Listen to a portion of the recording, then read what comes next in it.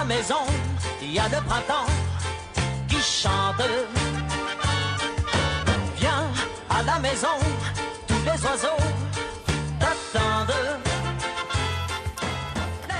Je cherche un appartement, mais je ne sais pas trop comment procéder, Isabelle. Je vois un appartement, il est magnifique, et puis je me demande s'il ne va pas y avoir des vices cachés. Je ne sais pas comment faire. Alors, c'est vrai que vous n'êtes pas le seul dans cette situation. Quand on s'apprête à acquérir un bien immobilier, on se pose forcément beaucoup de questions parce qu'il s'agit d'un investissement à long terme. Souvent, on prend des crédits sur des décennies. Ça va changer de façon durable le mode de vie des habitants du lieu, hein, de votre famille, de vous-même.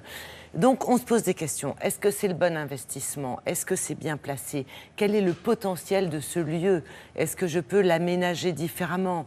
Quelles sont les contraintes? Il y a une copropriété? Y a-t-il des murs porteurs?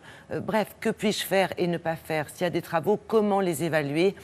Il y a quelqu'un qui est capable de faire ça, c'est son métier, c'est l'architecte. Et l'architecte, on n'est pas habitué à le consulter pour ce genre de choses. Eh bien, c'est nouveau, un nouveau service qui vient d'être créé. Vous pouvez consulter un architecte pour ça. Il fera une visite guidée avec vous d'1h30, 2 heures. Pour l'instant, ça fonctionne sur Paris et l'Île-de-France.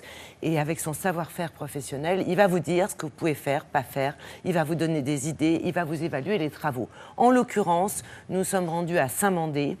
Très bien placé, très proche du bois de Vincennes, un appartement qui présentait un très très beau potentiel. Et pourtant, comme ça, à le voir, il n'est pas en bon état. Et c'est ça qui est intéressant. Regardez.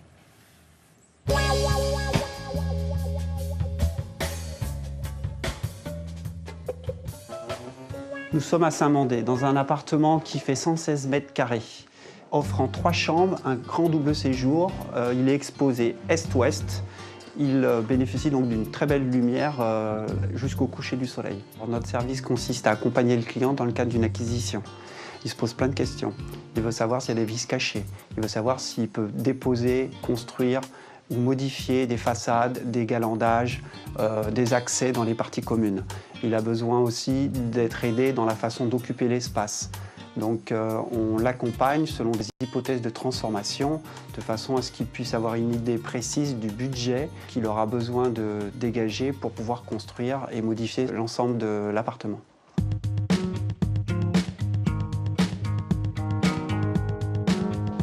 Ah oui, effectivement.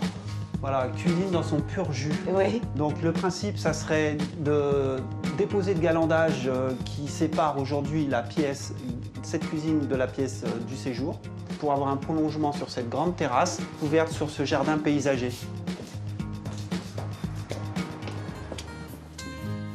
On peut parfaitement déplacer des toilettes qui sont actuellement derrière ces cloisons, les redistribuer dans cette partie-là, puisque j'ai des colonnes d'eau usée au vannes qui sont en attente derrière, puisqu'il y a déjà une salle de bain. On peut imaginer un découpage subtil et astucieux, de façon à pouvoir récupérer le volume de la chambre pour faire une suite parentale. On peut aussi, en redécoupant cette salle de bain, offrir une petite salle d'eau pour les 2 chambres d'enfants.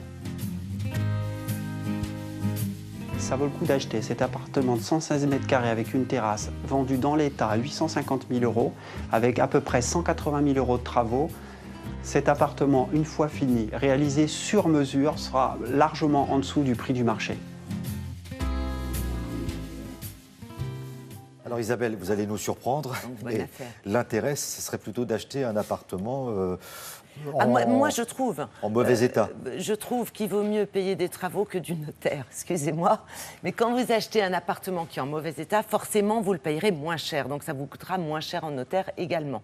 Et derrière, eh bien, si vous faites des travaux qui vous ressemblent pour un lieu, une habitation qui vous ressemble, qui correspond à votre mode de vie et à vos goûts, vous serez beaucoup plus heureux que si vous récupérez un lieu qui a été entièrement refait mais qui ne vous plaît pas forcément. Et là, vous allez hésiter d'abord parce que vous n'aurez plus forcément beaucoup d'argent. Vous allez hésiter à tout refaire, tout casser alors que c'est tout neuf. C'est toujours intéressant d'avoir un beau potentiel. La visite de l'architecte, elle va me coûter combien? 250 € TTC, une visite d'1h30, 2 heures avec tous les conseils délivrés par un professionnel. Et tout ça sur le site de Télématin, si vous êtes intéressé. Oui, merci beaucoup, Isabelle. On passe maintenant au bloc-notes.